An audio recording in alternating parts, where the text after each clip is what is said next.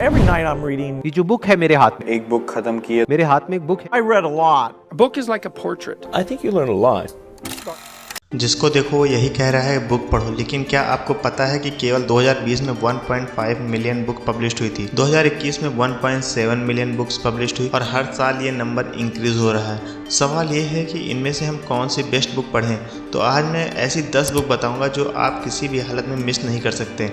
पहली बुक का नाम द फोर विंड्स है, जिसे कृष्णन हन्ना ने लिखा है। कृष्णन हन्ना अंतर्राष्ट्रीय ब्लॉकबस्टर द नाइटिंगेल सीट 20 से ज़्यादा नॉवल पुरस्कार विजेता हैं और बेस्ट सेलिंग राइटर हैं, जिसे 2015 के लिए good reads best historical fiction novel का नाम दिया गया। कृष्णन हन्ना ने जो फोर विंड लिखा है वह एक सेल्फ हेल्प बुक है। उसमें संयुक्त राज्य अमेरिका में महामंदी के दौरान के बारे में बताया गया है। इस बुक में कैरेक्टर का नाम एलिसा मार्टिनली है। यह लेडी अपने स्वभाव से बहुत अच्छी लेडी है, जिसे अपनी फैमिली और खाने पीने के लिए बहुत कठिनाइयों का सामना करना पड़ता है। स्टोरी की शुरुआत 1920 से होती है, जहां आज की तरह बिल्डिंग नहीं है। अमेरिका अभी भी खेती करता है और एलिसा टेक्सास में रहती है और वह बहुत संघर्ष करते हुए खेत में रहने वाली एक युवा लेडी है। जहां पैसों की कमी होते हुए भी वह बेहतर जीवन के सपना देखती है। अपने छोटे से सिटी से निकलकर बहुत बड़ी सिटी में जाना चाहती है। उसे एक लड़के से प्यार हो जाता है जिसका नाम राफे है और फिर वह उसे शादी भी कर लेती है। अब उन्हें लगता है कि अब वह साथ रहेंगे और अपना फ्यूचर संभाल लेंगे।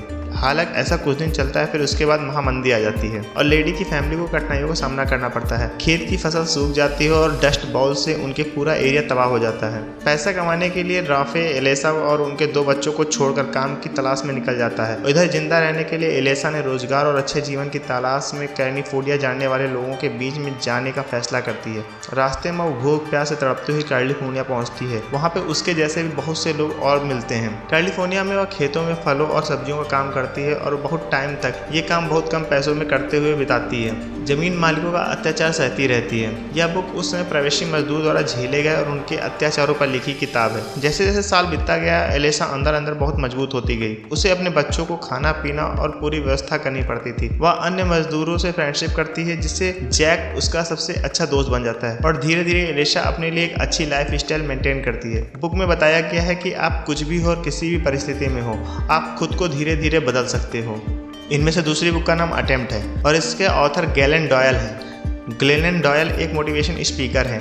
ये एक ऐसी महिला है जिन्होंने बहुत सी प्रॉब्लम को सॉल्व किया है और बताया है कि कैसे हर इंसान खुद को बदल सकता है। इनकी लिखी बुक अटेम्प्ट एक सेल्फ हेल्प बुक है जो राइटर की सेल्फ डिस्कवरी पर है और ये बुक 2020 की बेस्ट सेलिंग बुक रही है। इसमें बताया गया है कि आज के टाइम बहुत सी प्रॉब्लम ऐसी हैं जो प्रॉब्लम है ही नहीं, हमारे दिमाग का भ्रम है और कैसे इस भ्रम को तोड़कर समाज और दुनिया को जीतना है। और ये केवल थ्योरी ही नहीं है, खुद ऑथर ने इस प्रॉब्लम को फेस किया है और वो जहाँ पहले बहुत दुखी रहती थी और हमेशा परेशान रहती थी, वहीं आज वो बहुत खुश हैं। इसके लिए उन्होंने अपनी फैमिली, अपने सोसाइटी से भी लड़ना पड़ा, जिससे सब ने उनका साथ छोड़ दिया, लेकिन बाद में सब इनके साथ हो गए। इस बुक में अच्छे से बताया गया है कि जो लोग पहले तुम्हारे विरोध करते हैं वो लोग लास्ट में कैसे आपके साथ हो जाते हैं। जो भी लाइफ स्टाइल चाहिए और जैसा भी लाइफ स्टाइल चाहिए उस पर मेहनत करते रहो, एक दिन सफल जरूर हो जाओगे। इनमें से तीसरी बुक का नाम द गिफ्ट ऑफ इम्फ्रेक्शन है। यह बुक ब्रेन ब्राउन द्वारा लिखा गया है। यह किताब एक पावरफुल सेल्फ हेल्प बुक है जो अपने अंदर कई कमियों को मानने और पूरे दिल से जीवन जीने के बारे में बताया गया है। बुक की स्टार्ट में ही बताया गया है कि अपनी कमजोरियों से जीतकर हम कैसे अपनी हैप्पी लाइफ जी पाते हैं। ब्राउन बताते हैं कि अपने आत्मा को हमेशा साफ रखो। इस बुक में ब्राउन ने रिलेशनशिप को बढ़ाने और इम्पोर्टेंस के बारे में बताया है और यह भी बताती हैं कि अगर तुम्हारे पास जितने भी भरोसेमंद रिश्ते हैं वो समझ लो वो तुम्हारे पास भगवान के दिए हुए अवार्ड्स हैं। इसीलिए तुम्हारे पास जितने भी रिश्ते हैं उनको अपने पूरे दिल से चलाओ और उन पर भरोसा रखो, क्योंकि जब तक आप उन पर भरोसा नहीं करते तब तक वो आप पर भरोसा नहीं करते और ये इस यूनिवर्स की सच्चाई है। इसीलिए इस बुक को बेस्ट सेलिंग बुक अवार्ड भी मिला हुआ है।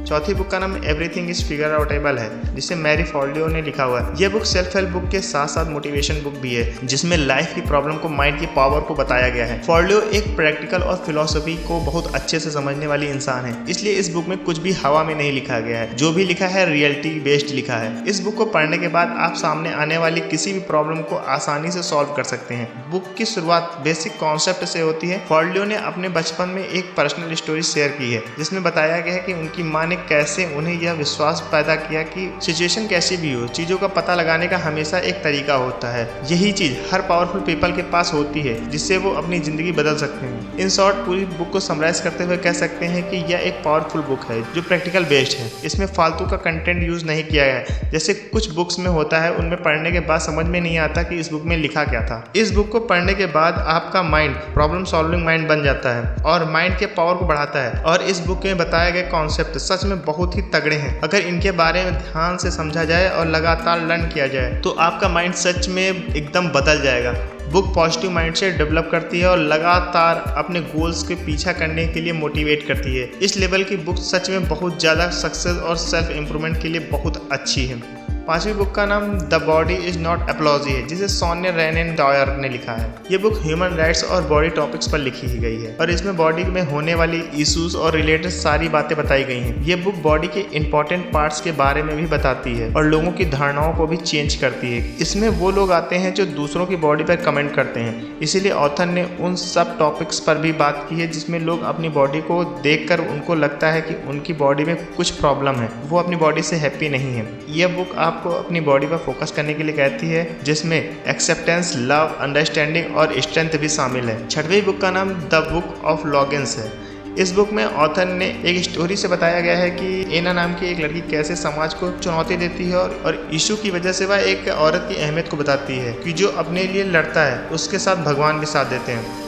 7वीं बुक का नाम the boy, the mole, the fox and the horse है। यह बुक कर्ली मैक्सी द्वारा लिखी गई है। इस बुक में ऑथर ने बहुत अच्छी सी स्टोरी के माध्यम से बताया है कि कैसे 4 लोग जंगल में घूमने जाते हैं और अलग अलग सवाल के जवाब ढूंढते हैं जिसमें वो रियल लाइफ और रियल लाइफ के बारे में फ़र्क जान पाते हैं और वो समझ जाते हैं कि प्यार क्या है, दोस्ती क्या है। मतलब वो सवाल हमारे दिमाग में हमेशा रहते हैं, उन सभी सवालों के जवाब इस बुक में दे दिया गया है।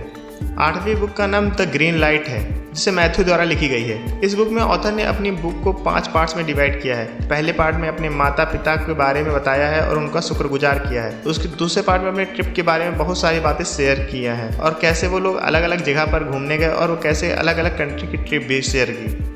और 3rd पार्ट में ऑथर ने अपनी लाइफ स्टाइल के बारे में बताया है। 4th पार्ट में ऑथर ने बताया है कि वह कैसे ग्रीन लाइट चाहते थे और उसके साथ उन्हें येलो और रेड लाइट का भी सामना करना पड़ा। और लास्ट पार्ट में बताते हैं कि वह कैसे इतनी भीड़ भाड़ के टाइम भी वो एकदम एकांत में रहते हैं और जब उनका मूड होता है तभी वो लोगों के बीच में रहते हैं, वरना लोगों से बीच से गायब हो जाते हैं। और इस बुक में लाइफ में इंपॉर्टेंट चीज़ों के बारे में बताया गया है। 9वीं बुक का नाम upgrade your brain, learn anything faster and unlock your personal life जिसे जिम क्विक ने लिखा है।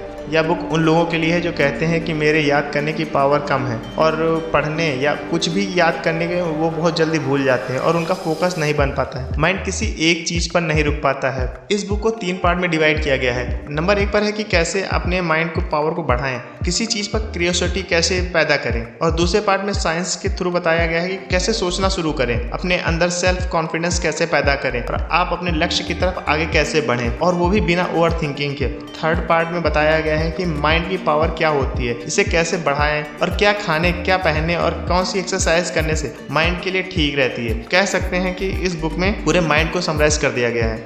10वीं बुक का नाम big friendship, how we keep each other close है। इस बुक में ये मिथ तोड़ा है कि जो बोलते हैं कि दोस्ती कुछ नहीं होती और एक टाइम बाद दोस्ती टूट जाती है। कुछ लोग दोस्ती में प्रॉफिट ढूंढते हैं। उन्होंने बताया है कि अच्छी दोस्ती में कुछ रूल होने चाहिए और एक दूसरे को समझना चाहिए, सामने वाले की प्रॉब्लम को अपना मानना चाहिए। इस पूरी बुक में फ्रेंडशिप को समराइज कर दिया गया है कि फ्रेंडशिप कैसी होनी चाहिए और कैसी नहीं होनी चाहिए। और आपको कौन सी बुक पसंद आई है ये बात हमें कमेंट करके बताइए और जाते जाते चैनल को सब्सक्राइब करना ना भूलना। मिलते हैं अगली वीडियो में, तब तक के लिए जय हिंद।